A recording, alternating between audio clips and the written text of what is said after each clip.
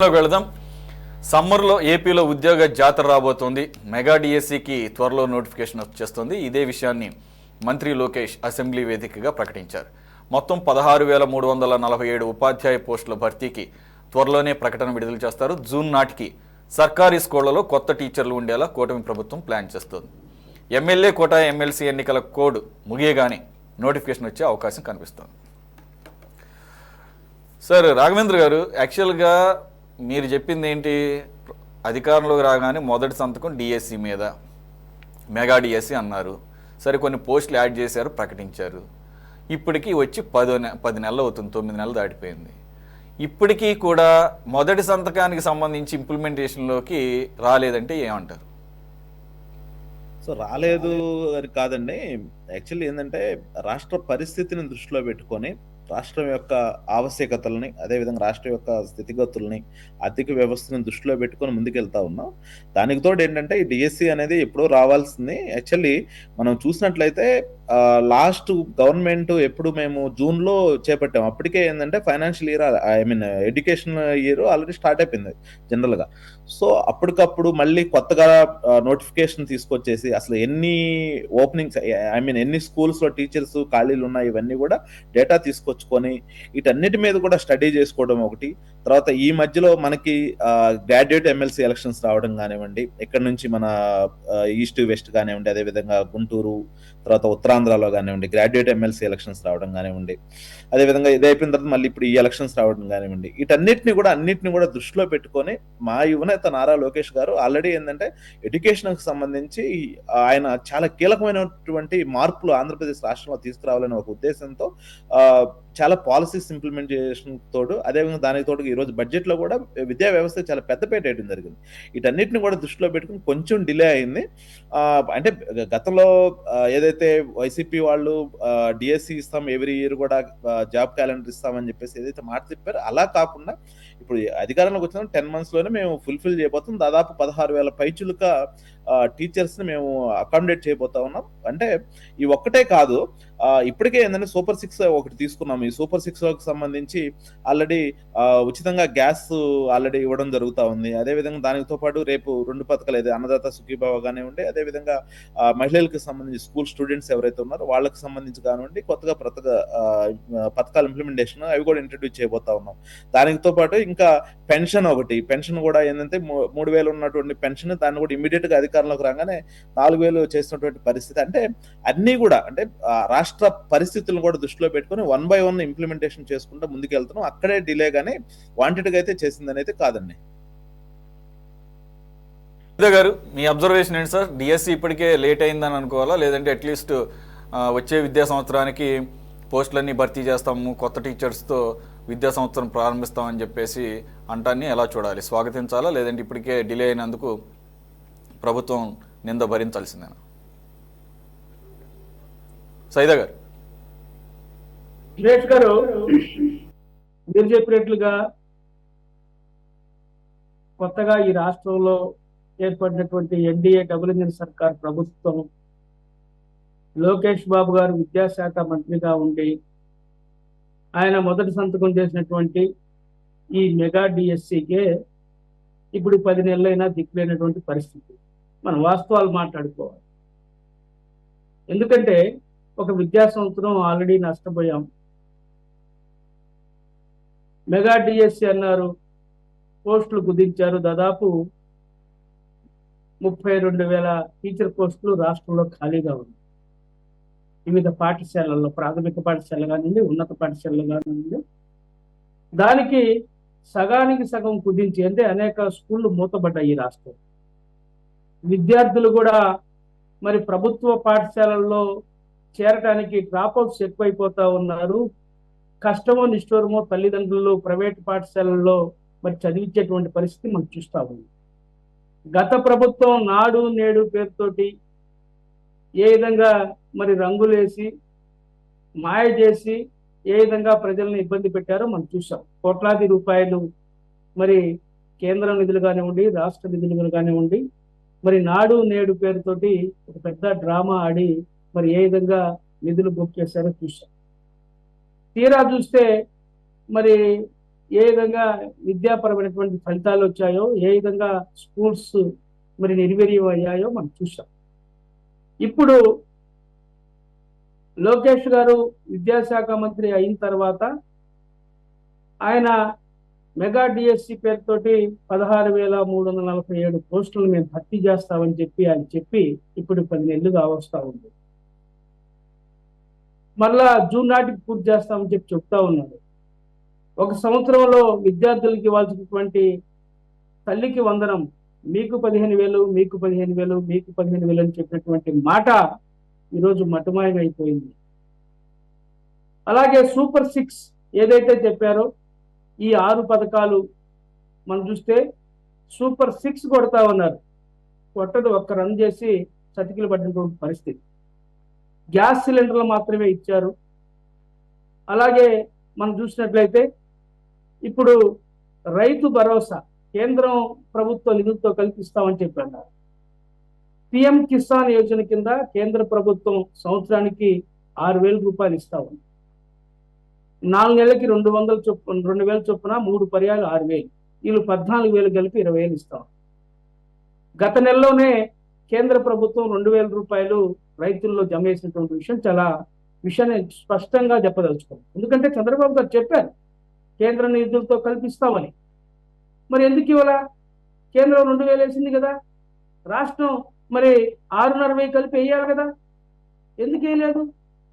అంటే ప్రభుత్వం ప్రజల్ని మభ్య పెడతా ఉంది, మోసం చేస్తూ ఉంది. అయితే వాళ్ళు మాట్లాడేందంటే రాష్ట్రం 10 లక్షల కోట్లు అప్పుల్లో ఉంది, మేమేం చేయలేనటువంటి పరిస్థితి, కాంట్ బట్ అని చెప్పి వాళ్ళు మాట్లాడతాం. అయితే నేను ఒకటే కొడతా ఉన్నాను, మీరు పదే పదే రాష్ట్రం అప్పుల్లో ఉందని చెప్తా ఉన్నారు. వాస్తవమే, మీరు హామీలు ఇచ్చినప్పుడు మీకు తెలియదా రాష్ట్రం అప్పుల్లో ఉన్న సంగతి? జగన్మోహన్ రెడ్డి ఈ రాష్ట్ర ఖజానాన్ని ఖాళీ చేసిన సంగతి మీకు తెలియదా? ఈ వ్యవస్థని పూర్తిగా నాశనపోయాయన్న పరిస్థితి మీకు తెలియదా? మీరు చెప్పారు మహిళలకి మేము ఉచిత బస్సు సౌకర్యం కల్పిస్తాం అన్నారు ఉగాది నాటికని. సంక్రాంతి చెప్పారు, శివరాత్రి చెప్పారు, రేపు ఉగాది వస్తుంది. ఈ నెల 31వ తారీఖు ఉగాది, 30వ తారీఖు, ఇంకా 25 రోజుల్లో ఉగాది రాబోతా ఉంది. దాన్ని మీరు బడ్జెట్ సమావేశాలు ఎక్కడా మహిళలకు ఉచిత బస్సు సౌకర్యం కల్పిస్తామని చెప్పలా. అలాగే మనం పోతే చూసినట్లయితే రైతులకి రైతు భరోసా లేకుండా పోయింది. నిరుద్యోగులకి ఈరోజు మరి ఉద్యోగం అయిపోతే 3,000 రూపాయలు నిరుద్యోగ వృత్తి ఇస్తామన్నారు. దాదాపు రాష్ట్రంలో ఉన్నటువంటి 50 లక్షల మంది నిరుద్యోగులు ఇబ్బంది పడతా ఉన్నారు. 50 లక్షల మంది రైతులు రైతు భరోసా కోసం ఎదురు చూస్తూ ఉన్నారు. అలాగే మహిళా శక్తి పథకం ద్వారా మీరు నెలకి 1,500 రూపాయలు మీరు బ్యాంక్ అకౌంట్లో వేస్తా ఉన్నారు, దానికి దిక్కు లేదు. మీరు ఏ విధంగా మిమ్మల్ని నమ్మాలా? మీరేమో తినడానికి తిండి లేదు కానీ మీసాలకు సంపంగి నూనెని 48 లక్షల కోట్లతోటి రాజధాని కడతామని చెప్పి రోజుకొక ప్లానర్ని తీసుకొచ్చి చూపిస్తా ఉన్నారు. రోజుకొక విదేశాల నుంచి ఒక ఆయన వచ్చి చూడటం, ప్లాన్ చేసుకోవటం. ఇదే విధంగా మీరు కన్సల్టెన్సీల వ్యవస్థ అయిపోయింది ఈ రాష్ట్రం. ఏమింత అవసరమా? ఇన్ని లక్షల వేల కోట్లు ఖర్చు పెట్టి రాజధాని, లేకపోతే అమరావతి, దాని హైకోర్టు, ఇన్ని 100 ఎకరాల్లో కడతామని చెప్పి మీరు మాట్లాడుతూ ఉన్నారు. ఈరోజు పేదలకి ఇళ్ల స్థలాలు, ఇల్లు లేక ఇబ్బంది పడతా ఉన్నారు. గత ప్రభుత్వం చూసాం ఏ విధంగా మరి జగనన్న కాలనీల పేరుతోటి ఏ విధంగా దోచుకుందో మనం చూసాం. దాని మీద పూర్తి స్థాయిలో విచారణ జరపండి. ఈరోజు చూస్తున్నాం ఎలక్ట్రికల్ లైన్స్ లాగి ట్రాన్స్ఫార్మర్లు, స్తంభాలు, మరి కేబుల్ ఏర్పాటు చేసి కొన్ని దాదాపు 500 కోట్ల రూపాయలు అవినీతి జరిగిందని చెప్పి మనం చూస్తా ఉన్నాం జగనన్న కాలనీల్లో. ఇవన్నీ కూడా మీరు వసూలు చేయండి, ఆ ప్రజలకు అండగా ఉండండి. మీరు ఉత్తుత్తి మాటలు చెప్పుకుంటా కాలయాపన చేస్తా మేమేదో పొడుస్తాం, విరగదీస్తామంటే ప్రజలు మిమ్మల్ని నమ్మరు. ఎందుకంటే జగన్ కూడా అదే చెప్పాడు. ఏమైంది? ఆయనకి 151 స్థానాల నుంచి 11 స్థానాలు దించారు. మిమ్మల్ని నమ్మి డబుల్ ఇంజిన్ సర్కార్ ప్రభుత్వం ఏదో ప్రజలకు మేలు చేసిందని చెప్పి నమ్మి ఓట్లేశారు. కేంద్ర ప్రభుత్వాన్ని అడగండి. మొన్న బడ్జెట్లో ప్రాజెక్టులకు మీరు కేటాయించిన నిధులు ఎంత? ప్రకాశం జిల్లాలో ఎలుగొండ ప్రాజెక్టు 3 దశాబ్దాల క్రితం అది శంకుస్థాపన చేశారు చంద్రబాబు 96లో. రాజశేఖర రెడ్డి గారు ముఖ్యమంత్రి అయిన తర్వాత జలయజ్ఞంలో దాదాపు 60% మేము పూర్తి చేశాం. తెలుగుదేశం కానివ్వండి, ఈ జగన్మోహన్ రెడ్డి కానివ్వండి 20% పనులు పూర్తి చేయడానికి చేతగాల. 4,000 కోట్లు ఇస్తే ఆ ప్రాజెక్టు పూర్తి. మీరు Okay, right side. ముష్టి మీరు ఇచ్చినంత 309 కోట్లు 309 కోట్లతో ఎలుగున ప్రాజెక్ట్ ఎప్పుడు పూర్తి కావాలా? అది Okay, కాక sir. మన మంత్రి నిమ్మల రామానాయుడు గారు వచ్చి ఆ ప్రాజెక్ట్ ని సందర్శించి మేము 2 సంవత్సరాల్లో ప్రాజెక్ట్ పూర్తి చేస్తామని చెప్పి సైదా గారు డిఎస్సి మాట్లాడతారు. కన్ఫైన్ అవుదాం, డిఎస్సికి కన్ఫైన్ అవుదాము. నేను మాట్లాడు, ఎందుకంటే వాళ్ళు చెప్పారు కాబట్టి. ఈ రోజు డిఎస్సి కూడా మీరు చెప్పినటువంటి ఈ 16,347 పోస్టులకు సంబంధించి మెగా డిఎస్సి ఎప్పుడు ఇస్తారు చెప్పండి? త్వరలో అంటున్నాడు. ఒక డేట్ ఫిక్స్ చేయండి. ఇదిగో ఫలానా డేట్ మేము ఉద్యోగులకు సంబంధించి క్యాలెండర్ అనౌన్స్ చేస్తున్నాం చెప్పండి.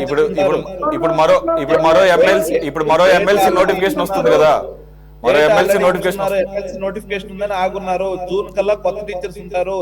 కొంచెము మీరు కరెంట్ అఫైర్స్ ఫాలో అవ్వండి. అధికారంలోకి వచ్చేసి పార్టీ అధికారంలోకి వచ్చేసి 10 నెలలే అయింది.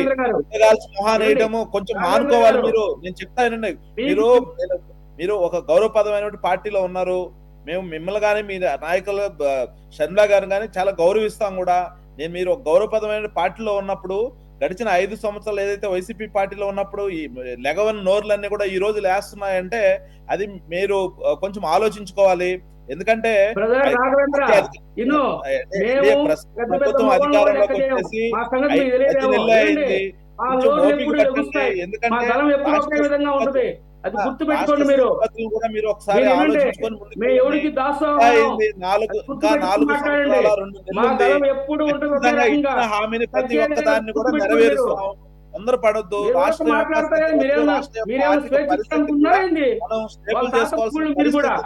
దానికి అన్ని పార్టీలు కూడా సహకరించమని కోరుతా ఉన్నాం. ఓకే రాఘవేంద్ర గారు, ఎప్పుడు కూడా ప్రజల పక్షాన మాట్లాడతాం. కాంగ్రెస్ పార్టీ ప్రజల పక్షాన్ని నిలబడతాం. మేము ప్రజాస్వామ్యవాదులం, ప్రజల పక్షానే ఉంటాం, ప్రజల పక్షాన్ని మాట్లాడతాం. జగన్మోహన్ రెడ్డి టైంలో కూడా మాట్లాడాం. మేము మాట్లాడతాం. తప్పులు చేస్తే మీరు మంచి చేస్తే హర్షిస్తాం, అభినందన తెలియజేస్తాం. మేము మీరు మంచి చేస్తే అంతే తప్ప మేము ఉద్దేశపూర్వకంగా మిమ్మల్ని ఇది చేయాలనే ఆలోచన మాకు లేదు. ఎన్డీఏ డబుల్ ఇంజిన్ సర్కార్ ఉంది. కేంద్రం ఒప్పించండి. మీరు అదే కదా ప్రజలను నమ్మించింది. మాకు మోడీ గారు అండగా ఉన్నాడు. కేంద్రం నుంచి 1000 కోట్లు తీసుకొస్తాం, రాష్ట్రాన్ని స్వర్ణాంధ్రప్రదేశ్ చేస్తామని చెప్పారు కదా. Okay come to the point. Okay Saida గారు, లెట్ ఇట్ బి రైట్. ఇప్పటికైనా అనౌన్స్మెంట్ అసెంబ్లీ సాక్షిగా చేశారు. ఓకే, అలాగే దానికి ఒక డెడ్ లైన్ కూడా ఇచ్చారు. నోటిఫికేషన్ ఆల్రెడీ మరో ఎమ్మెల్సీ నోటిఫికేషన్ వస్తుంది కాబట్టి ఆ నోటిఫికేషన్ పీరియడ్లో సాధ్యపడదు కాబట్టి అది అయిపోయిన తర్వాత, కోడ్ అయిపోయిన తర్వాత నోటిఫికేషన్ ఇస్తామని చెప్పేసి ఏది డిఎస్సి నోటిఫికేషన్ ఇచ్చేసి నెక్స్ట్ అకాడమిక్ ఇయర్ కల్లా నియామకాలు చేస్తామని చెప్పేసి అన్నారు కదా. సరే, డిలే అయిన మాట వాస్తవం. దానికి అనేక రకాల కారణాలు ఉన్నాయి, సహేతుకమైన కారణాలే చెప్పారు. Let us take the YCP Madhusudan Reddy garu. Are you welcoming the announcement given by Lokesh garu in the assembly? At least next academic ఇయర్కి మెగా డిఎస్సికి సంబంధించి కంప్లీట్ చేస్తాం ప్రాసెస్ అని చెప్పేసి.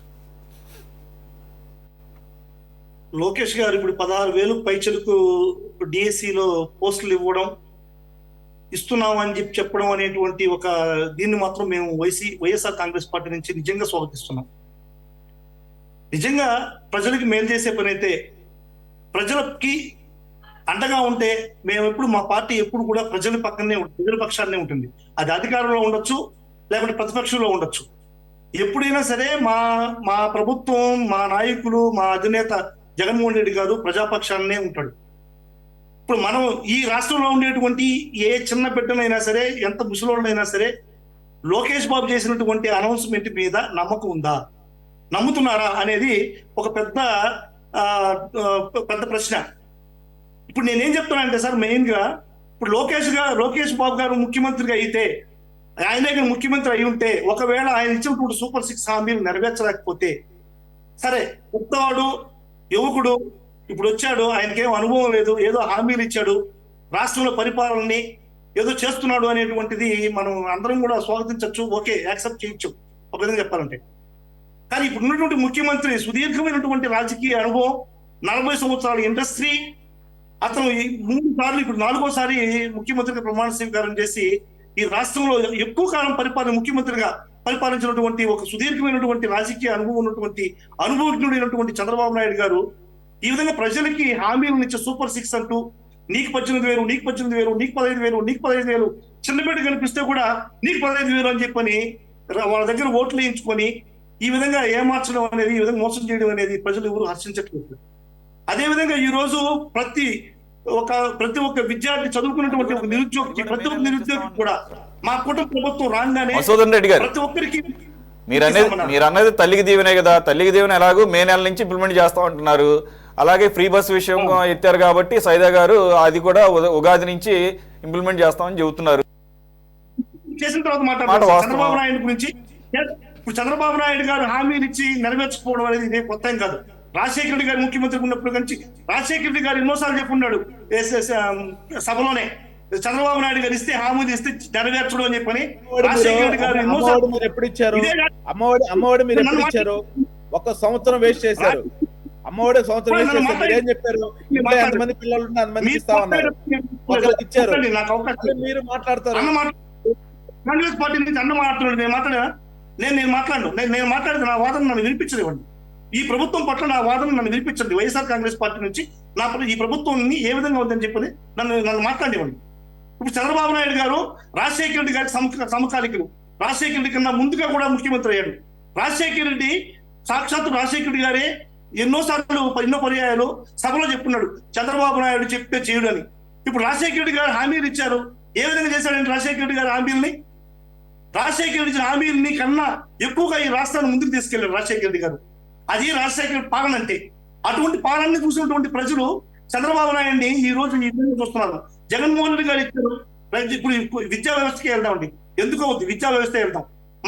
మన డిప్యూటీ సీఎం పవన్ కళ్యాణ్ గారు ఈ మధ్యకాలంలో ఒక స్కూల్ దగ్గరికి వెళ్ళి ఇది కార్పొరేట్ స్కూలా లేకుంటే గవర్నమెంట్ స్కూలా అనేటువంటి ఆశ్చర్యాన్ని కూడా వ్యక్తపరిచినటువంటి ఒక వీడియో ఎంత వైరల్ అయింది మీరు అందుకు చూస్తున్నారు. అంటే నాడు నేడు పథకం ద్వారా ఈ రోజున్నటువంటి విద్యార్థులకి ఏ విధంగా జగన్మోహన్ రెడ్డి గారు విద్యా వ్యవస్థని రూపురేఖలు మార్చాడనేది నాడు నేడు పథకం బాగా చెప్తాంది. ఆ బోర్డులు కానించి కుర్చీలు కానించి, ఫ్యాన్లు కానించి, టాయిలెట్లు కానించి, ట్యాబ్లు కానించి, బైజూస్ యాప్ కానించి, ఇంగ్లీష్ మీడియం కానించి, ఇవన్నీ కూడా విద్యా వ్యవస్థలో జగన్మోహన్ రెడ్డి గారు చేసినటువంటి ఎన్నో సమూలమైనటువంటి మార్పులు. ఈ మార్పులు ఏ పార్టీలకు అతీతంగా, కులాలకి మతాలకు అతీతంగా అందరం కూడా స్వాగతించాలి. ఎందుకంటే ఈ రోజు మన బిడ్డలు చదువుకుంటే మన బిడ్డ చదువుకున్న బిడ్డ ఇంకో 20-30 సంవత్సరాలకి కుటుంబం యొక్క చరిత్రను మారుస్తాడు. కుటుంబ చరిత్ర మార్చినప్పుడు రాష్ట్ర చరిత్ర మారుతుంది. అది జగన్మోహన్ రెడ్డి గారు ఏం కాదండి. అది అంబేద్కర్ గారు ఏం ప్రతి ఒక్కరు చదువుకోవాలి, చదువుకున్నట్టేనే ప్రతి ఒక్కరు చదువుకుంటేనే దేశం, రాష్ట్రం, ప్రజలు ముందుకు పోతారనేటువంటిది అంబేద్కర్ ఆశయం. అది ఈ అంబేద్కర్ ఆశయం ప్రకారం జగన్మోహన్ రెడ్డి గారు నాడు నేడు వ్యవస్థ ద్వారా ఏ విధంగా ముందుకు తీసుకెళ్లాడు ఈ విద్యా వ్యవస్థ అనేది మనం అందరం కూడా గమనించాలి. అదే విధంగా అమ్మఒడి తూచా తప్పకుండా చేశాడు. ప్రతి అమ్మకి ఒక విద్యార్థికి ఒక తల్లికి ఉన్నటువంటి ఒక స్టూడెంట్ కి అమ్మఒడి ఇచ్చాడు. చంద్రబాబు నాయుడు గారు ఏం చేశారు? చంద్రబాబు నాయుడు గారికి ఇంత సుదీర్ఘమైనటువంటి అనుభవం పాలనటువంటి చంద్రబాబు నాయుడు గారు మనం అధికారంలోకి వస్తే అది అమలు పరచగలమా లేవా, ఈ యొక్క బడ్జెట్ సహకరిస్తుందా లేదని అంత మాత్రం అనుభవం లేదు చంద్రబాబు నాయుడు గారికి. అదంతా కూడా అవసరం లేదు.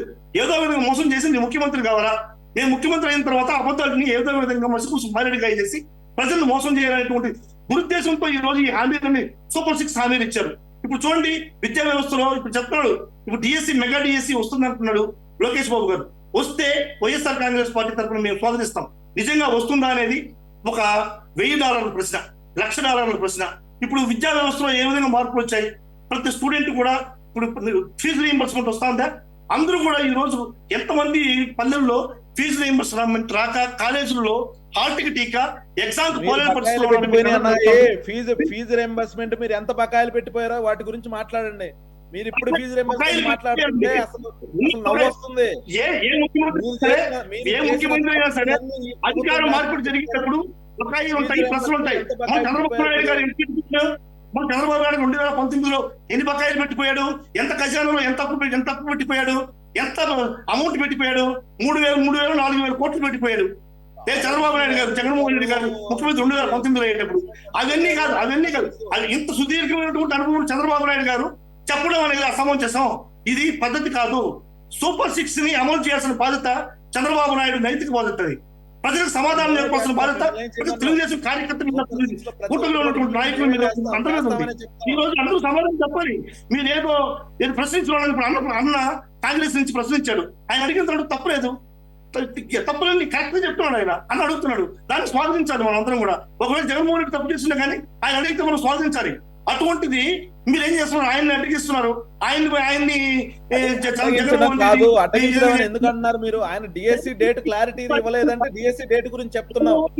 ఎమ్మెల్సీ కూడా అయిపోయిన తర్వాత ఇస్తారని చెప్పి చెప్తున్నాం. దాంట్లో మొహమాటం ఏం లేదు, ములాజా లేదు. ఎవరైనా సరే తప్పులు చేస్తే అడగాల్సిందే. మీరు ఇచ్చిన మేనిఫెస్టోని ఏ విధంగా అమలు చేస్తున్నారు, జగన్మోహన్ రెడ్డి ఇచ్చిన మేనిఫెస్టోని ఏ విధంగా అమలు చేశారు అనేది ప్రజలందరూ కూడా చూస్తున్నారు. కాంగ్రెస్ వాళ్ళు చూస్తున్నారు, వైసీపీ, సిపిఎం, సిపిఐ, బీజేపీ వాళ్ళందరూ కూడా చూస్తున్నారు ఏ విధంగా చేస్తున్నారు. కూటమిలో ఉన్నటువంటి పవన్ కళ్యాణ్ కూడా చూస్తున్నాడు. పవన్ కళ్యాణ్ స్టేట్మెంట్ ఇస్తున్నారు, బయటకు పోతే ఉద్యోగస్తులకు శాలరీ ఇచ్చే పరిస్థితిలో కూడా లేదు, బయటకు పోతే మమ్మల్ని కొట్టే పరిస్థితి ఉంది, కారణం పడుతుంది, కొట్టే పరిస్థితి ఉంది చెప్పని సాక్షాత్తు మీ కుటుంబంలో ఉన్నటువంటి డిప్యూటీ సీఎం అయినటువంటి పవన్ కళ్యాణ్ గారే చెప్పేది, నేను చెప్పేది కాదు. చంద్రబాబు నాయుడుతో ఉన్నటువంటి పవన్ కళ్యాణ్ గారే చెప్పేది. కాబట్టి ఇవన్నీ కూడా చంద్రబాబు నాయుడికి తెలియదా? చంద్రబాబు నాయుడు అధికారం రాకముందు ఆయనకి అనుభవం లేదా? సుదీర్ఘమైనటువంటి అనుభవం ఉంది. మనం ఈ అమలు చేయగలుగుతామా లేదా? ఉచిత బస్సు అన్నారు, వస్తానే ఉచిత బస్సు ఇస్తామన్నారు. ఎక్కడ ఉంది ఉచిత బస్సు? ప్రతి మహిళకి ఇస్తామన్నారు, ప్రతి రైతుకి 20,000 ఇస్తామన్నారు, ఉద్యోగస్తుడికి ఉద్యోగం లేనటువంటి నిరుద్యోగం 3,000 పెన్షన్ 3,000 నిరుద్యోగం ఇస్తామన్నారు. ఎంతమంది నిరుద్యోగం ఇచ్చారు? ఎన్ని బస్సులు చేయగలిగారు? మధుసూదన్ రెడ్డి గారు రాగానే ఇంప్లిమెంటేషన్ ఎవరు చేయలేరు కదా. ఇవన్నీ కూడా నెమ్మది చేస్తాం. ఇప్పుడు తల్లికి వందనం మీరు అన్నట్లుగా అన్నదానికి ఆల్రెడీ షెడ్యూల్ ఇచ్చారు. ఇంప్లిమెంట్ చేయకపోతే క్వశ్చన్ చేద్దాం. చెప్పినట్లుగా ఇంప్లిమెంట్ చేయకపోతే, అమలు చేయకపోతే క్వశ్చన్ చేద్దాం. రైట్, ఓకే మధుసూదన్ రెడ్డి గారు. మాత్రాన ఎవరు నమ్మే పరిస్థితులు లేదు రాష్ట్రంలో. ఖచ్చితంగా సరే, ఇంకా ఎంతో కాలం లేదు కదా, 2-3 months టైం ఇచ్చింది 3 పథకాలకి. వ్యవస్థ తెలీదు, దానికి ఒక చట్టం ఉంటది, ఒక ప్రాసెస్ ఉంటది. ఇప్పుడు సూపర్ 6 చేయలేదు అని మీరు చెప్తా ఉన్నారు, ఎట్లా మాట్లాడతావు ఇప్పుడు? రాఘవేంద్ర గారు ఆర్గ్యుమెంట్ వద్దు, రేపు ఇంకో మే నెలలో ఆల్రెడీ 2 పథకాలు ఇంప్లిమెంట్ చేస్తున్నాం. తల్లికి వందనం ఇంప్లిమెంట్ చేస్తున్నాము, రైతులకి ఇస్తున్నాము, మహిళలకి ఇవ్వబోతా ఉన్నాం. ఎందుకు మహిళలకు ఉచిత బస్సు ఇవ్వబోతా ఉన్నాం. ఇప్పుడు మీరు మాట్లాడుతున్నారు బడ్జెట్ లేదు, బడ్జెట్ పెట్టట్లేదు, చేయట్లేదు అని చెప్పేసి మాట్లాడుతా ఉన్నారు. బడ్జెట్ లో పెట్టలేదు అని చెప్పేసి ఫ్రీ బస్ది. ఇప్పుడు మహిళలకు అంటూ ప్రత్యేకమైన ప్యాకేజ్ ఆల్రెడీ కేటాయించాం బడ్జెట్ లో, దాని నుంచి తీసిస్తాం. మీకు ప్రాబ్లం ఏంది? ప్రతి విద్యార్థికి తల్లికి వందనం ప్రత్యేక బడ్జెట్ పెట్టాం, దాని నుంచి తీసిస్తాం. ప్రాబ్లం ఏంటి? అన్ని పథకాలు ఇంప్లిమెంట్ అవుతాయి, ఓపిక పట్టండి. మీ వైకాపా వాళ్ళు కొంచెం ఓపిక పట్టండి, షుగర్లు పెంచుకోబాకండి, ఆగండి. ఇవ్వగలరా? కనీసం మీరు పెట్టిన బడ్జెట్ లో మీరు $1 million క్వశ్చన్ అన్నారు. ఎంతో టైం లేదు, ఆల్రెడీ మార్చిలోకి వచ్చేసాము. 2-3 months వెయిట్ చేద్దాం. ఒకవేళ ఇంప్లిమెంట్ చేయకపోతే మీరే కాదు, మేము కూడా క్వశ్చన్ చేస్తాం. ఓకేనా? రైట్, కోటేశ్వర్ గారు కంక్లూడ్ చేయండి. సరే సార్, యాక్చువల్గా డిఎస్సి డిలేకి ఇచ్చినటువంటి కారణాలు సహేతుకంగా ఉన్నాయా? రెండోది, ఈరోజు అసెంబ్లీలో మాట్లాడుతూ జీవో నంబర్ 117 కూడా మెన్షన్ చేశారు. దాని మూలంగా పేద విద్యార్థులు విద్యకు దూరం అయ్యారు, 12 లక్షల మంది డ్రాప్ అవుట్స్ అని చెప్పేసి అంటున్నారు. దాన్ని ఏ విధంగా దాన్ని రెక్టిఫై చేయాలనే దాని మీద సమాలోచనలు చేస్తూ ఉంటున్నారు. అసలు ఈ జీవో 117 ఏంటి క్లుప్తంగా? 2 డిఎస్సి ఇంత డిలే అవడానికి ఎలా చూడాలి మనం? ఇప్పుడు డిఎస్సికి సంబంధించి వెంటనే అంటే ఎన్నికల్లోనే వాళ్ళు చెప్పారు, ఎన్నికల తర్వాత కూడా వెంటనే చెప్పారు. కానీ నోటిఫికేషన్ ఇవ్వకపోవడానికి ఎమ్మెల్సీ ఎన్నికలు కారణం అనేటువంటిది ఒక సాకు తప్ప మరొకటి కాదనేది నా అభిప్రాయం. ఎందుకంటే ఎమ్మెల్సీ ఎన్నికలు అనేటువంటివి చెప్పింది ఎప్పుడు, డిఎస్సి ప్రకటన చేసింది ఎప్పుడు, ఈ మధ్య కాలంలో ఏం చేశారనేటువంటిది కదా సమస్య. అందువల్ల అసలు విషయం ఏమిటంటే, మన తెలుగుదేశం మిత్రుడు చెప్పినట్టుగా ఆర్థిక పరిస్థితి బాగాలేదు. ఆ విషయం చెప్పండి. ఆర్థిక పరిస్థితి బాగాలేదు కనుక మేము తర్వాత ఇంప్లిమెంట్ చేస్తాము జూన్ నాటికని. అంతేగాని ఎమ్మెల్సీ ఎన్నికలు తెలీదా? షెడ్యూల్ ఎమ్మెల్సీ ఎన్నికలు ఎప్పుడు జరుగుతాయో, లేదా అసెంబ్లీ నుంచి ఎమ్మెల్సీ ఎన్నికలు లేదా రాజ్యసభ ఎన్నికలు ఎప్పుడెప్పుడు షెడ్యూల్ జరుగుతాయో తెలీదా? అంత తెలియనంత అమాయకంగా ఉన్నారా తెలుగుదేశం పార్టీ పెద్దలు? అందువల్ల ఇది ఒక సాకు. అయితే కోటేశ్వర గారు, అనుమానాలు ఉన్నాయి. వర్గీకరణ అంశం కూడా ఒక కారణంగా అప్పుడు చెప్పినట్టుగా ఉన్నారు మంత్రి గారు. వర్గీకరణ అంశం కూడా వచ్చిన డెఫినెట్ నేను అదే చెప్పబోతున్నా. వర్గీకరణ అనేటువంటిది కూడా వాగ్దానంలో ఉన్నది. ఇంతవరకు వర్గీకరణకు సంబంధించి తెలంగాణలో కొంత కదలిక ఉన్నది. ఒక కమిషన్ వేశారు. ఆ కమిషన్ చెప్పిన దాని ప్రకారం 4 అన్నదాన్ని 3 అని అట్లా చెప్తున్నారు. అది ఏం జరుగుతుంది ఏమిటనేటువంటి ఇంతవరకు అక్కడ కూడా ఫైనల్ ఖరారు కాలేదు. కానీ ఆంధ్రప్రదేశ్ లో అటువంటి ప్రక్రియ కూడా ఇంతవరకు ప్రారంభం కాలేదు. అందువలన ఒకసారి సుప్రీంకోర్టు దానికి క్లియరెన్స్ ఇచ్చిన తర్వాత, రేపు డిఎస్పి ప్రకటించిన తర్వాత, డిఎస్సి నోటిఫికేషన్ ఇచ్చిన తర్వాత, దానిలో వర్గీకరణ కనుక లేకపోయేట్లయితే, ఎవరైనా కోర్టుకు వెళ్ళేట్లయితే అది వివాదాల్లో చిక్కుకునే అవకాశాలు ఉన్నాయి. వెళ్తారా లేదా అనేటువంటి దాని మీద ఆధారపడి ఉంటుంది. రెండోది వివిధ పథకాలకు సంబంధించి కానీ, డిఎస్సి కానివ్వండి, లేకపోతే ఇంకా ఇతరత్ర ఉద్యోగాలకు సంబంధించి కానీ రాష్ట్ర ప్రభుత్వం మీద ఉన్నటువంటి సమస్య ఏంటంటే, మొన్న ప్రవేశపెట్టినటువంటి బడ్జెట్ లో ద్రవ్యలోటు పెద్ద మొత్తంలో ఉన్నది, ఆదాయ లోటు పెద్ద మొత్తంలో ఉన్నది. ఆ ద్రవ్యలోటుని ఏ విధంగా పూడుస్తారు అనేటువంటిది ఎక్కడ బడ్జెట్ లో ఇంతవరకు అయితే చెప్పలేదు. మరి డిస్కషన్ లో తర్వాత ఏమన్నా చంద్రబాబు నాయుడు గారు చెప్తారో ఏమో తెలియదు. ఆ ద్రవ్యలోటు ఉన్నప్పుడు జనం మీద భారాలన్నా వేయాలి, లేదా కేటాయింపులకి అడ్డగోలుగా కోతలన్నా పెట్టాలనేది అందరికీ తెలిసినటువంటి సత్యం. ఏం చేస్తారు ఏమిటనేటువంటిది మనం ముందుగానే ఊహించి కోత పెట్టబోతున్నారనో, లేకపోతే ద్రవ్యలోటుకి జనం భారాలు మోపుతున్నారనో దాన్ని చెప్పవట్లే. కానీ ఎట్లా ఏ విధంగా దాన్ని పూడుస్తారనేటువంటిది ప్రభుత్వం చెప్పకపోయేట్లయితే ఈ విధమైన కన్క్లూజన్స్ రావాల్సి వస్తుంది. ఎందుకంటే మనం చూసాం 2 విషయాల్లో, ముఖ్యమైనటువంటి విషయాల్లో మాట తప్పి మడవ తిప్పినటువంటిది తెలుగుదేశం పార్టీ.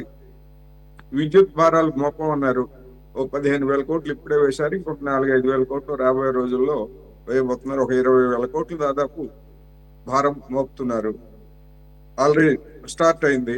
అదే విధంగా విద్యుత్ మీటర్లకు సంబంధించి చేసినటువంటి పగలగొట్టండి అని చెప్పినటువంటి వాళ్ళు, లేదు విద్యుత్ నిజంగా ఎంత ఉందో తెలుసుకోవాలంటే మీటర్లు పెట్టాలని చెప్తున్నారు. మళ్ళా దానిలో కూడా ఒకటి రైతులకు పెట్టడం లేదు కదా అన్నారు. మిగతా వాళ్ళందరికీ పెట్టిన తర్వాత రైతులకు పెడతారు. రైతులంతా విద్యుత్ వాడుతున్నారో తెలుసుకోవాల్సిన బాధ్యత మరి ప్రభుత్వం మీద ఉండదా? అందువలన ఇవన్నీ ఏంటంటే చేదు మాత్రానికి పంచదార రాసినట్టుగా ఇవన్నీ చెప్తున్నారు. ఈ నేపథ్యంలోనే డిఎస్సి జూన్ నాటికి మేము పూర్తి చేసి తర్వాత పాఠశాలల నాటికి చేరుస్తా ఉంటున్నారు. చేస్తే మంచిదే, చెయ్యాలి. అయితే ఇవాళ ఉన్నటువంటి ఆర్థిక పరిస్థితుల్లో దాన్ని చేస్తారా అనేటువంటి దానికి 100 సందేహాలు ఉన్నాయి. సందేహాలు ఎన్నైనా ఉండొచ్చు, కానీ ఆచరణ అనేటువంటిది కూడా దానికి దోహదం చేస్తా ఉందనేది నేను చెప్తాను.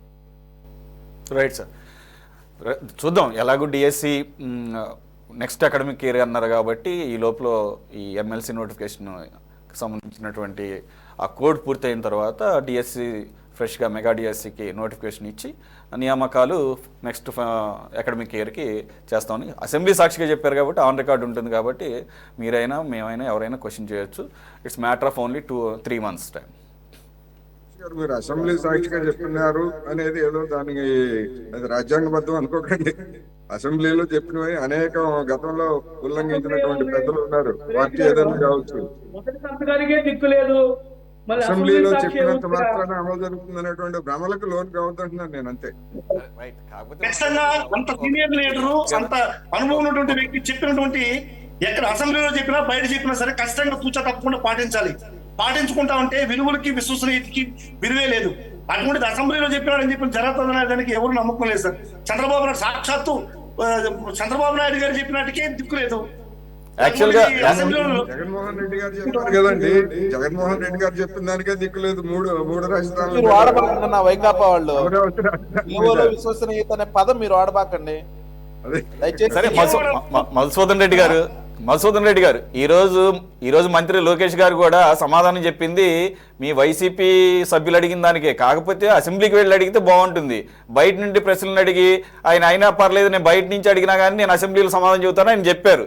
చెప్పి టీవీలో ఏదన్నా చూడండి అని చెప్పేసి అంటే అది కూడా ఒక ఫనీ ఇన్సిడెంట్గా జరిగింది. టీవీలు బగులు తీయమని చెప్పేసి అన్నారంట. కాబట్టి ఏంటంటే నేనేమన్నానంటే ఆ రకమైన అలా అలా అలా ఫన్ గా తీసుకోకుండా మీ సభ్యులేదో ఆన్ ది ఫ్లోర్ అసెంబ్లీకి వెళ్ళి అడిగితే ఆ ప్రశ్నలేవో.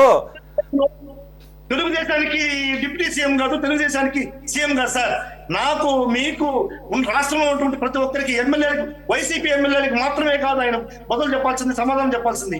అందుగురించి సార్ రాష్ట్రంలో ఉన్నటువంటి పౌరులకి కూడా అందుకనే సమాధానం వైసీపీ ఎమ్మెల్యేలని అసెంబ్లీకి వెళ్ళి అక్కడ ఆన్ ది ఫ్లోర్ హౌస్ లో ప్రశ్నలు వేస్తే ఇంకా బాగుంటుంది, మాకు కూడా చూడటానికి బాగుంటుంది అంటున్నాం.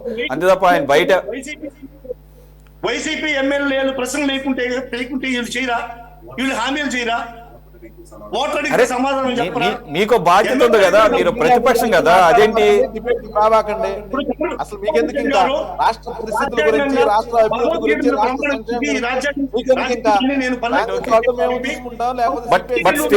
బట్ స్టిల్ కూటమి మంత్రులు అయితే మీరు అధికారంలో ఉంటే వైసీపీ సభ్యులు అసెంబ్లీకి వచ్చినా రాకపోయినా వారు గనక ప్రశ్నలు పంపిస్తే సమాధానాలు అసెంబ్లీ సాక్షిగా చెప్పడానికి మేము సిద్ధంగా ఉన్నాం అని చెప్పేసి ఒక సిగ్నల్ పంపడం జరిగింది. దాన్ని ఇంప్లిమెంట్ చేస్తున్నారు. Let it be. మనకి సమయం లేదు sir. Thanks for joining Madhusudan Reddy గారు, రాఘవేంద్ర గారు. మధుసూదన్ రెడ్డి గారు ప్లీజ్, కోటేశ్వర గారు అండ్ సైదా గారు. ఇది వాళ్ళ top debate. Thanks for joining. మరో అంశంతో మళ్ళీ కలుద్దాం. Stay tune to City 24/7.